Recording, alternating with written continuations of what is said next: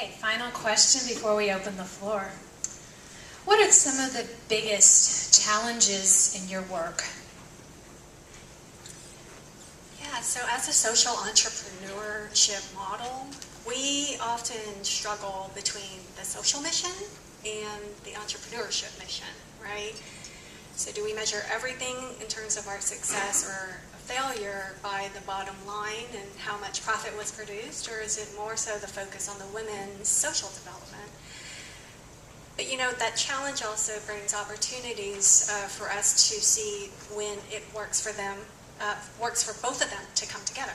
So the example is that one of the artisans happened to be short on her rent for the month because there were some health issues that came up in her family.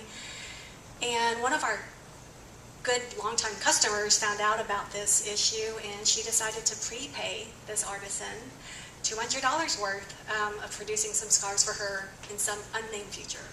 So the client avoided eviction, and not through a handout or a subsidy, but through prepayment for items that she would make later. So it's not typical, but sometimes it's, you know, it works. It's an example of how we can marshal both the social and enterprise missions to serve our clients.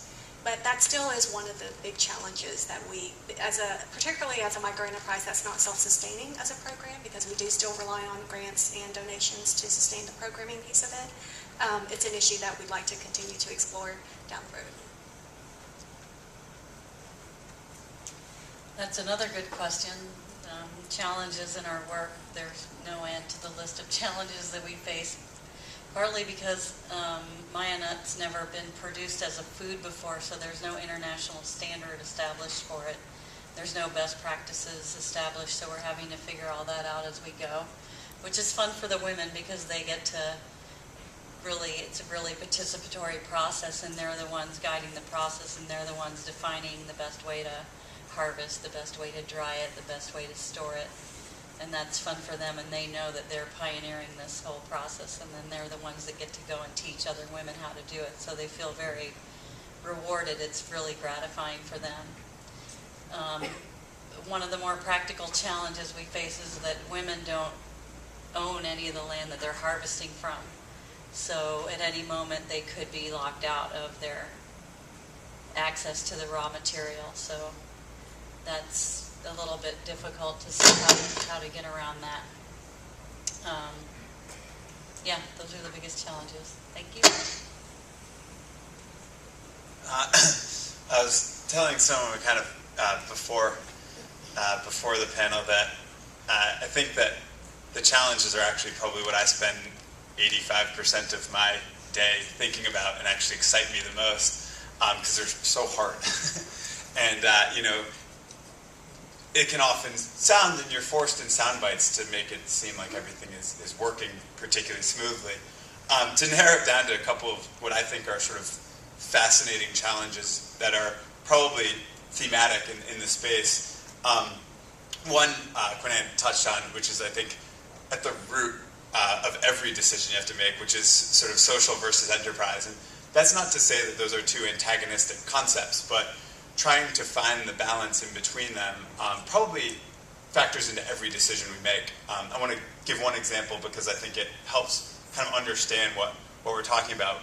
If you were a purely socially driven organization in Rwanda, where we happen to work, or anywhere, you would go to the most far-flung, most rural, most difficult to access place and work with the least skilled people. And that would be very noble, but if you're also purporting to be you know, an entrepreneurial model or market-driven model, then you're being, you know, your lower sort of variable and fixed costs are going to be working with people in a city where you can get things in and out of, people who are able to get around on their own, people who already have those skills. And so in just the selection of partners, or we call them partners, or other people refer to them as beneficiaries, you have a huge tension in who you decide to work with and how to reconcile those two things. And there are people, you know, certain funders will want different things, or certain stakeholders will want different things. And you have to stay very true to sort of what your mission and your model really can support, because it's the only way that's going to work. Another sort of separate challenge, I think, is has to do probably a little bit with being a nonprofit is how impact tends to be judged. And I think that too often it's a question of how many, and that's what funders really want to know. How many women do you work with?